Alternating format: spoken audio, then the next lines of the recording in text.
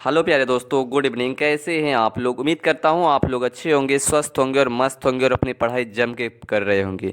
प्यारे दोस्तों, आज हम लोग पढ़ने वाले हैं महात्मा गांधी और भगत सिंह की जन्म से लेकर की मृत्यु तक पूरी स्टोरी। हम देखेंगे इसी वीडियो में महात्मा गांधी ने कौन कौन सा आंदोलन चलाया था और भारत वापस शिक्षा ग्रहण करके कब आया था और भगत सिंह को किस कारणवश से फांसी दे दिया गया था। तो चलिए प्यारे दोस्तों, आज का वीडियो हम बिना टाइम वेस्ट किए पहला टॉपिक है महात्मा गांधी जी का परिचय देखते हैं। आज हर कोई गांधी जी के जीवन से प्रेरित है और उनके बताए गए सत्य और अहिंसा के रास्ते पर चलने की कोशिश करता है। गांधी जी से महात्मा गांधी बनने तक का सफ़र इतना आसान ना था। क्या बोल रहा है? गांधी से महात्मा गांधी बनने तक का सफ़र इतना आसान ना था। हमारे देश के राष्ट्रपिता और बापू कहे जाने वाले महात्मा गांधी का जन्म 2 अक्टूबर सन 1869 को गुजरात के पोरबंदर में हुआ था। कब हुआ था? हमारे गांधी जी का जन्म 2 अक्टूबर सन 1869 को गुजरात के पोरबंदर में हुआ था। आगे देखिए, आगे क्या बोल रहा है। आगे बोल रहा है कि महात्मा गांधी के माता का नाम पुतलीबाई और करमचंद गांधी था। क्या था? महात्मा गांधी के माता पिता का नाम पुतलीबाई और करमचंद गांधी था। अंग्रेजों के शासन के समय गांधी जी के पिता पोरबंदर और राजकोट के दीवाने थे। अंग्रेजों के समय गांधी जी के पिता पोरबंदर और राजकोट के दीवाने थे। कहाँ के? पोरबंदर और राजकोट के दीवाने थे। महात्मा गांधी का पूरा नाम मोहनदास करमचंद गांधी था। गांधी जी के 3 भाई थे और कुल तीनों भाइयों में गांधी जी सबसे छोटे थे। कितने थे गांधी जी के भाई? 3 भाई थे और तीनों भाइयों में गांधी जी सबसे छोटे थे। गांधी जी का जीवन एकदम सीधा गांधी जी का जन्म जीवन एकदम सीधा और सरल था, जिसकी प्रेरणा उसकी माँ से मिलती है। गांधी जी के जीवन पर भारतीय जैन धर्म का भी गहरा असर हुआ था। किसका हुआ था? गांधी जी के जीवन पर भारतीय जैन धर्म का भी गहरा असर हुआ था। गांधी जी ने हमेशा इस सत्य और अहिंसा के मार्ग का ही अनुसरण किया। किसका क्या था? गांधी जी ने हमेशा ही सत्य और अहिंसा का ही अनुसरण किया था। तो ये था प्यारे दोस्तों गांधी जी का परिचय। आगे देखते हैं गांधी जी की शिक्षा कहाँ से प्राप्त की थी, वो देखते हैं। तो देखते हैं गांधी जी की शुरुआती शिक्षा उनके जन्म स्थान पोरबंदर में रहकर हुई थी। कहाँ हुई थी? गांधी जी की शुरुआती शिक्षा उनके जन्म स्थान पोरबंदर में रहकर हुई थी। वहाँ से गांधी जी ने मिडिल स्कूल तक की ही शिक्षा ग्रहण की थी। क्या बोल रहा है? वहाँ से गांधी जी ने मिडिल स्कूल तक ही शिक्षा ग्रहण की थी। गांधी जी के पिता का ट्रांसफ़र राजकोट हो गया था, जिसके कारण उन्होंने राजकोट से अपनी अधूरी शिक्षा को पूरी किया। कहाँ से पूरी किया था अधूरी शिक्षा? राजकोट से पूरी किया था। फिर कुछ साल बाद सन 1887 में गांधी जी ने राजकोट हाई स्कूल में मैट्रिक की परीक्षा पास की और अपने आगे की पढ़ाई के लिए क्या बोल रहा है? गांधी जी ने अपने आगे की पढ़ाई के लिए उन्होंने भावनगर के शामलदास कॉलेज में एडमिशन ले लिया। कहाँ लिया? भावनगर के शामलदास कॉलेज में एडमिशन ले लिया। घर से दूर होने की वजह से वह पढ़ाई पर अपना ध्यान केंद्रित नहीं कर पा रहे थे। क्या नहीं कर पा रहे थे? घर से दूर होने की वजह से वह पढ़ाई पर अपना ध्यान केंद्रित नहीं कर पा रहे थे, इसलिए वह दोबारा पोरबंदर ही चले गए। फिर अगले साल यानी कि सन 1888 में गांधी जी पढ़ने के लिए इंग्लैंड चले गए। कहाँ गए थे? सन 1888 में गांधी जी पढ़ने के लिए इंग्लैंड चले गए। इंग्लैंड में Gandhi ji London vegetarian society, London में कहाँ रहते थे? वेजिटेरियन सोसाइटी के सदस्य बने और इसके सम्मेलनों में शामिल होने के लगे। लंदन में रहकर गांधी जी ने वहाँ के पत्र और पत्रिकाओं के लिए लेख भी लिखने लगे। क्या लिखे? गांधी जी ने पत्र और पत्रिकाओं के लेख भी लिखने लगे। इंग्लैंड में गांधी जी सन 1888 से सन 1891 तक, कब से कब तक रहा था गांधी जी? गांधी जी सन 1888 से सन 1891 तक, यानी कि 3 साल तक रहे। इन 3 सालों में गांधी जी ने लंदन में रहकर अपनी बैरिस्ट्री की पढ़ाई पूरी की। किसकी? बैरिस्ट्री की पढ़ाई पूरी की। पढ़ाई पूरी होने के बाद गांधी जी सन 1891 में अपने देश वापस लौटे। कब लौटे? सन 1891 में अपने देश वापस लौटे। तो ये था प्यारे दोस्तों गांधी जी की शिक्षा के बारे में। आगे देखते हैं, अगला टॉपिक है महात्मा गांधी जी का परिचय देखते हैं। गांधी जी की शादी सन 1883 में हुई थी। गांधी जी का जब शादी हुई तब उनकी उम्र 13 वर्ष थी। कितनी थी? गांधी जी की जब शादी हुई थी उसकी उम्र कितनी थी? 13 वर्ष थी। गांधी जी की पत्नी का नाम कस्तूरबा था। सभी लोग कस्तूरबा को प्यार से बरा कहकर बुलाया करते थे। उनके पिता खुद का व्यवसाय था। क्या था? उनके पिता का खुद का व्यवसाय था और वह काफ़ी धनी व्यक्ति थे। कस्तूरबा जी को बिल्कुल भी पढ़ना लिखना नहीं आता था। लेकिन जब गांधी जी के साथ उनका विवाह हो गया तो गांधी जी ने ही उन्हें पढ़ना लिखना सिखाया। कस्तूरबा गांधी ने महात्मा गांधी का हमेशा साथ दिया। क्या बोल रहा है? कस्तूरबा गांधी ने महात्मा गांधी का हमेशा साथ दिया और उनके हर फैसले पर उनके साथ खड़ी रही। सन 1885 में सन 1885 में गांधी जी की पहली संतान हुई। क्या हुई? सन 1885 में गांधी जी की पहली संतान हुई, लेकिन कुछ समय बाद ही उसकी निधन हो गया। उसके बाद गांधी जी और कस्तूरबा जी के घर 4 बेटों में जन्म लिया। क्या हुआ? गांधी जी और कस्तूरबा के घर 4 बेटों ने जन्म लिया। उनके चारों बेटों का नाम हरीलाल, मणिलाल, रामदास और देवदास था। क्या था? हरीलाल, मणिलाल, रामलाल और देवदास था। उनकी कोई बेटी नहीं हुई थी। क्या थी? गांधी जी की कोई बेटी नहीं थी, 3 बेटा ही था। तो ये था गांधी जी का शादी के बाद का परिचय। आगे देखते हैं गांधी जी की साउथ अफ्रीका की यात्रा कैसा रहा था। देखते हैं। बैरिस्ट्री की पढ़ाई भी पूरी करने के बाद गांधी जी भारत लौट आए। क्या हुआ? बैरिस्ट्री की पढ़ाई पूरी करने के बाद गांधी जी भारत लौट आए। वह भारत में रहकर वकालत करने लगे। इसके कुछ समय बाद गांधी जी को साउथ अफ्रीका में काम करने का मौका मिला। क्या हुआ? साउथ अफ्रीका में काम करने का मौका मिला। साउथ अफ्रीका में ही गांधी जी को एक अंग्रेज ने ट्रेन से बाहर फेंक दिया था। कहाँ फेंका था? साउथ अफ्रीका में ही गांधी जी को बाहर फेंक दिया था। कहाँ से? ट्रेन से। साउथ अफ्रीका में रह रहे भारतीयों के साथ भेदभाव हो रहा था। क्या हो रहा था? साउथ अफ्रीका में रह रहे भारतीयों के साथ भेदभाव हो रहा था, जिसके खिलाफ गांधी जी ने साउथ अफ्रीका में इंग्लैंड कांग्रेस की स्थापना की थी। क्या की थी? इंग्लैंड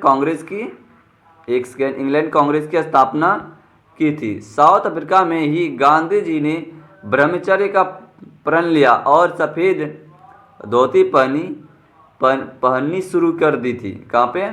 साउथ अफ्रीका में ही ब्रह्मचर्य का प्रण लिया और सफ़ेद धोती पहननी शुरू कर दी थी। सन 1913 में गांधी जी ने साउथ अफ्रीका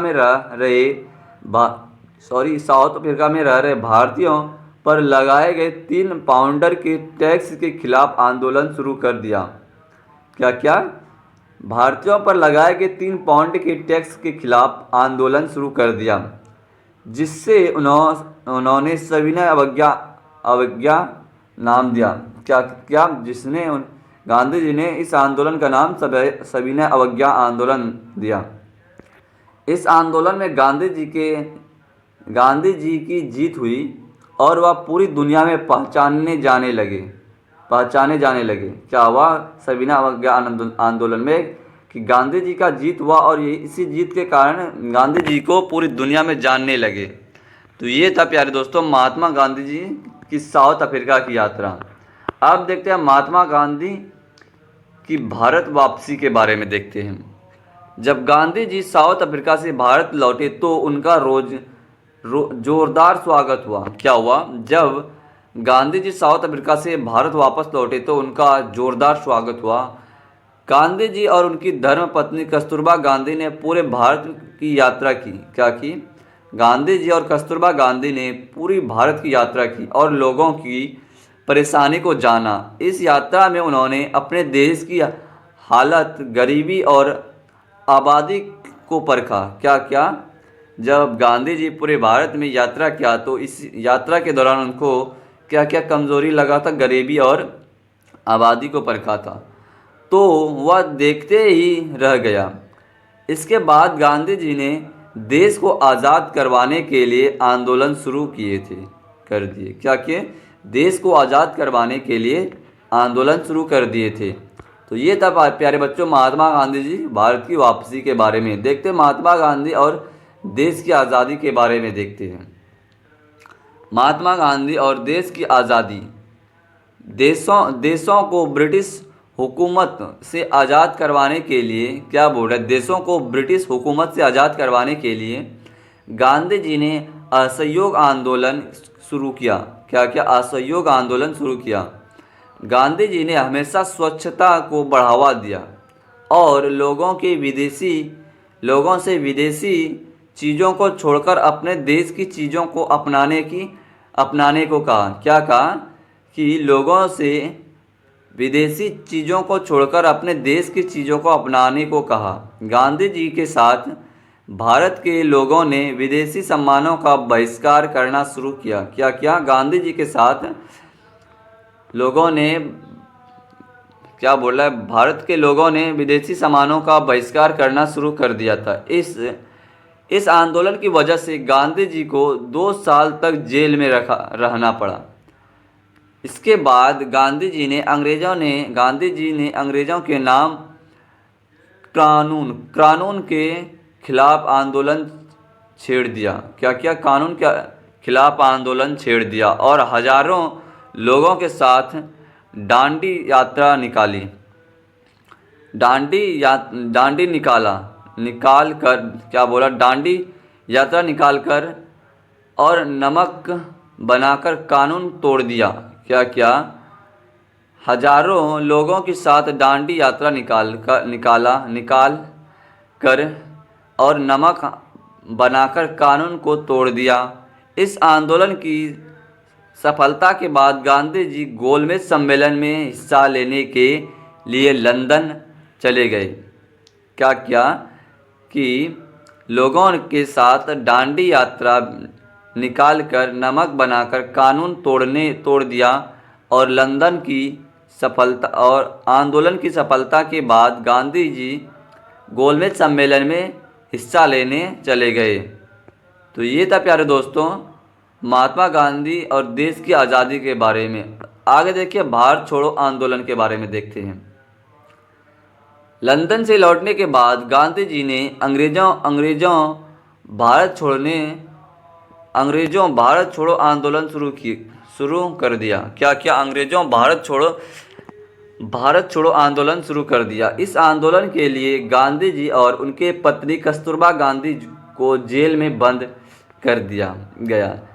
जेल के अंदर ही गांधी जी की पत्नी का निधन हो गया। सन 1944 में गांधी जी की पत्नी का निधन हो गया। सन 1944 में गांधी जी जेल से वापस बाहर आए। देश को आज़ाद कराने की मांग और तेज होने लगी, जिसके बाद गांधी जी ने भारत छोड़ने का फैसला किया। क्या क्या? भारत छोड़ने का फैसला किया। सन 1947 में देशों को आज़ादी तो मिल गई, लेकिन देश की आज़ादी को लेकर जो सपना महात्मा गांधी जी ने देखा था वो पूरा नहीं हो सका। क्या हुआ? कि बोल रहा है कि लेकिन देश की आज़ादी को लेकर जो सपना महात्मा गांधी जी ने देखा था वो पूरा नहीं हो सका, क्योंकि देश तो टुकड़ों में भारत और पाकिस्तान में बंट गया था। तो ये था प्यारे दोस्तों भारत छोड़ो आंदोलन के बारे में। आगे आगे है महात्मा गांधी का निधन के बारे में देखते हैं। महात्मा गांधी का निधन फिर किस तरह हुआ। आज़ादी के बाद 30 जनवरी सन 1948 को गांधी जी दिल्ली के बिरला हाउस में क्या बोला। आज़ादी के बाद 30 जनवरी सन 1948 को गांधी जी दिल्ली के बिरला हाउस में एक प्रार्थना सभा में जा रहे थे।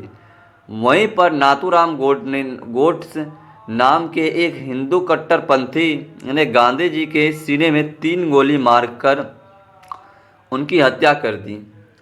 एक तरफ जहां हिंदू कट्टरपंथी गांधी की मौत का जश्न मना रहे थे, वहीं दूसरी तरफ पूरे देश में महात्मा गांधी की मौत पर शोक की लहर थी। महात्मा गांधी की अंतिम यात्रा दिल्ली से निकल गई। उस समय उसके अंतिम दर्शनों के लिए और अंतिम यात्रा में शामिल होने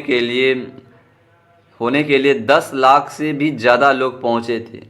गांधी जी का अंतिम संस्कार यमुना किनारे कर दिया गया और देश को फिर से एकजुट करने का उनका सपना भी पूरा नहीं हो सका। तो ये था प्यारे बच्चों महात्मा गांधी जी का। क्या बोल रहा है कि कुछ लोग इतिहास में नाम कमाते हैं और कुछ लोग इतिहास बनाते हैं। आज हम बात कर रहे हैं एक ऐसे योद्धा की जिसने अपनी जवानी देश के नाम कर दी। क्या की? अपनी जवानी देश की नाम कर दी। नाम था शहीद आज़म। क्या था? शहीद आज़म। इसको हम भगत सिंह भी बोलते हैं। देखते हैं प्यारे दोस्तों जन्म पहले देखते हैं भगत सिंह का, उसके बाद प्रारंभिक जीवन के बारे में भी पढ़ेंगे। चलिए तो शुरू करते हैं। भगत सिंह का जन्म 28 सितंबर 1907 को पंजाब के लायपुर जिले के बांगा गांव में हुआ था। कहाँ हुआ था? लायपुर जिले के बांगा गांव में हुआ था, जो अब पाकिस्तान में है। कहाँ पर हुआ था? भगत सिंह का जन्म लायपुर जिले के बांगा गांव में हुआ था। कब हुआ था? 28 सितंबर 1907 को हुआ था। लायपुर ज़िले अभी वर्तमान में कहाँ है प्यारे दोस्तों? तो ये पाकिस्तान में है। जिस दिन भगत सिंह पैदा हुई उसी दिन उसके पिता और चाचा को जेल से रिहा किया गया। परिवार पहले से ही क्रांतिकारी विचारों से भरा था। उसके चाचा अजीत सिंह और स्वर्ण सिंह भी आज़ादी की लड़ाई में सक्रिय थे। तो ये था प्यारे दोस्तों भगत सिंह के जीवनी के बारे में, यानी कि जन्म के बारे में छोटा सा डिफिनेशन। अब देखते हैं इसकी शिक्षा और विचारों में बदलाव कैसे आया। स्कूल किताब जलियांवाला बाग का दृश्य। भगत सिंह बचपन से ही होशियार था। उन्होंने लाहौर के नेशनल कॉलेज से पढ़ाई की और वहीं से क्रांति विचारों की गहराई से उतरी गए। 1919 में जलियांवाला बाग हत्याकांड ने उसके मन पर गहरा असर डाला। उन्होंने खून से सनी मिट्टी अपने पास रख ली और उसी दिन तय कर लिया कि अब सिर्फ एक ही रास्ता है, इनकलाब। आगे देखते हैं। तीसरा टॉपिक है क्रांति गतिविधियाँ। भगत सिंह ने हिंदुस्तान सोशलिस्ट रिपब्लिक एसोसिएशन, क्या बोल रहा है? भगत सिंह ने हिंदुस्तान सोशलिस्ट रिपब्लिक एसोसिएशन, जिसको हम हिंदी में HSRA कहते हैं, HSRA भी कहते हैं हिंदी में, सोसाइटी नामक एक संगठन ज्वाइन किया। उनके साथ से चंद्रशेखर आज़ाद, खुशदेव राजगुरु, बटुकेश्वर दत्त आदि लाला लाजपत राय की मौत का बदला लेने के लिए भगत सिंह ने राजगुरु के साथ मिलकर षड्यंत्र की हत्या की। किसकी? षड्यंत्र की हत्या की। ये वर्ड थोड़ा डिफिकल्ट है प्यारे, तो दोस्तों आप देख लीजिएगा। अगला टॉपिक है असेंबली में बम फेंकना। 8 अगस्त 1929 को भगत सिंह और बटुकेश्वर दत्त ने ब्रिटिश संसद केंद्रीय असेंबली में ध्यान खींचने के लिए बम फेंका। ये बम जान लेने के लिए नहीं बल्कि अंग्रेज़ों को जगा देने के लिए फेंके गए थे। फेंकने के बाद दोनों ने खुद को गिरफ्तार करवा दिया। उनका नारा गूंजा, इनकलाब जिंदाबाद। आगे है मुकदमा और जेल जीवन। देखते हैं। भगत सिंह ने जेल में रहते हुए अंग्रेजी, उर्दू, जापानी भाषाओं में कई किताब पढ़ी। उन्होंने कई लेख लिखे जिसमें उन्होंने समाजवाद, स्वतंत्र और युवाओं की भूमिका पर विचार रखे। पर उन पर लाहौर षड्यंत्र केस चला। क्या हुआ? उन पर लाहौर षड्यंत्र केस चल रहा था। तो ये था मुकदमा और जेल की जीवनी। छठा है शहादत। देखते हैं। फैला हुआ कि भगत सिंह, सुखदेव और राजगुरु को फांसी दी गई।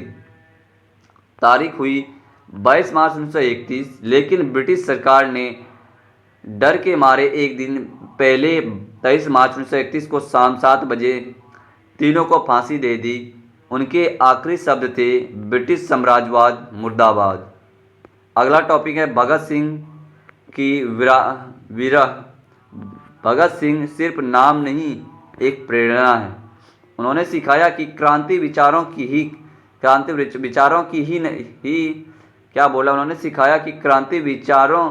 की होनी चाहिए, नफरत की नहीं।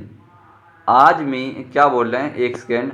आज भी जब हम आज़ादी की बात करते हैं तो सबसे पहले जुबां पर नाम आता है शहीद ए आज़म, यानी कि भगत सिंह। शहीद भगत सिंह का नाम आता है। अगर आपको भी भगत सिंह से प्रेरणा मिलती है तो इस वीडियो को लाइक, शेयर और सब्सक्राइब ज़रूर करें और कमेंट में लिखें इनकलाब जिंदाबाद। तो प्यारे दोस्तों, तो ये था भगत सिंह और महात्मा गांधी जी का पूरा डिटेल में कहानी जो हम आपको बता दिए हैं। प्यारे दोस्तों, अगर आप चाहते हैं कि इन दोनों पर इम्पॉर्टेंट क्वेश्चन बहुत सारे आपके बोर्ड एग्जाम में पूछे जाते हैं, अगर आप चाहते हैं तो सिर्फ इम्पॉर्टेंट क्वेश्चन लाया जाए, वो भी ऑब्जेक्टिव में, तो प्यारे दोस्तों कमेंट सेक्शन खुला हुआ है, वहाँ पे कमेंट करना ना भूलें। मिलते हैं इसी तरह के दूसरे वीडियो में, तब तक के लिए जय हिंद, वंदे मातरम। प्यारे दोस्तों 15 अगस्त भी आ ही रहा है। अगर आप चाहते हैं 15 अगस्त पर एक वीडियो अच्छा सा बनाया जाए तो प्यारे दोस्तों कमेंट कर दीजिएगा। इन सारे वीडियो टॉपिक पर हमने एक वीडियो अलग से बना देंगे, ठीक है ना। Bye bye.